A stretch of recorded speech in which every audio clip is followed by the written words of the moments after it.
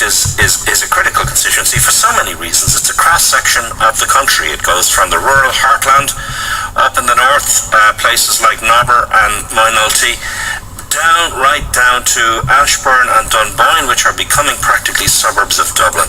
It's a great cross-section of the nation. What is it going to tell us next week? Well, we're going to find out. There's only been about 3 or 4 weeks being given to alternative voices to emerge, and all the polls show that there's pretty much near contempt, certainly no love for the established parties amongst the population. It's not a great choice on offer, is it?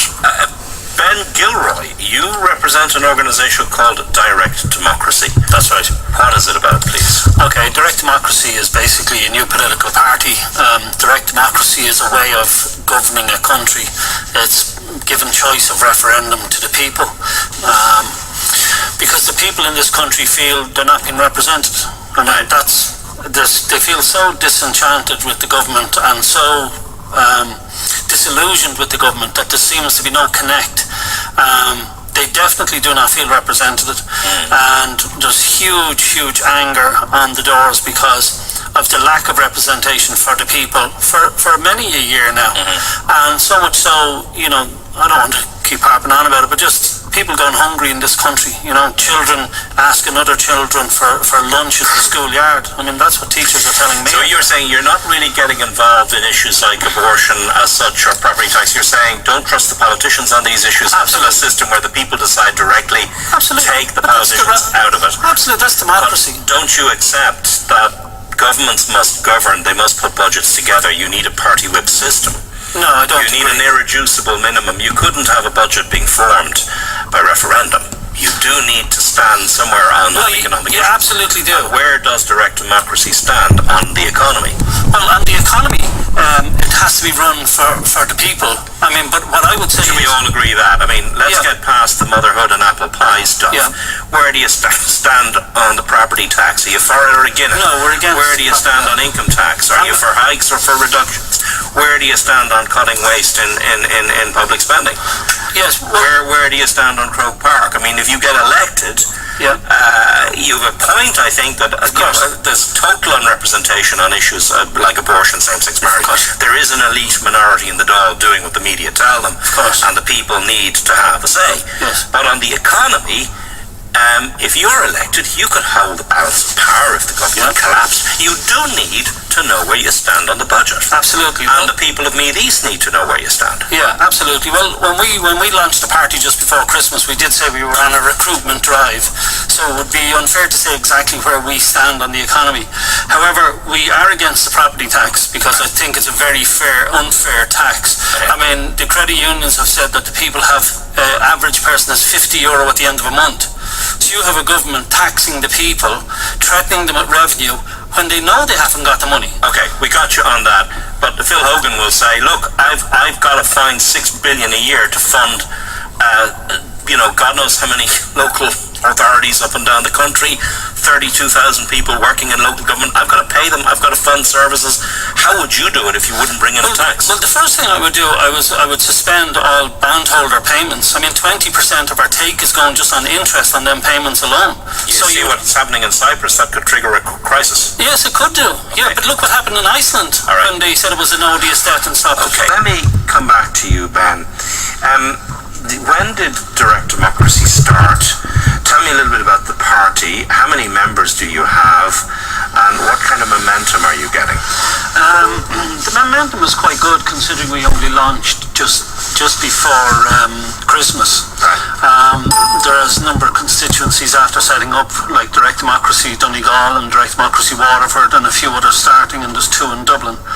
Obviously the one in Meath as well. People want change. I mean, that's just the real message. Do they? Without a doubt. I mean, like some households you go to. Now, what kind of change do they want? They don't care. I mean, it couldn't be any worse. Kind of chair. Yeah, I mean, they feel they're on the Titanic. Isn't that the problem 2 years ago? They voted for change because they wanted change. They didn't think about the change they wanted. Exactly. They got change they didn't want. Yeah, no, I agree with you. Yeah, but this time they like the idea of direct democracy because we also have recall. So you're saying the people want. The people are saying. What you're saying the people are saying is, I want to be in charge from now on. I don't want the media. I don't want the Dáil.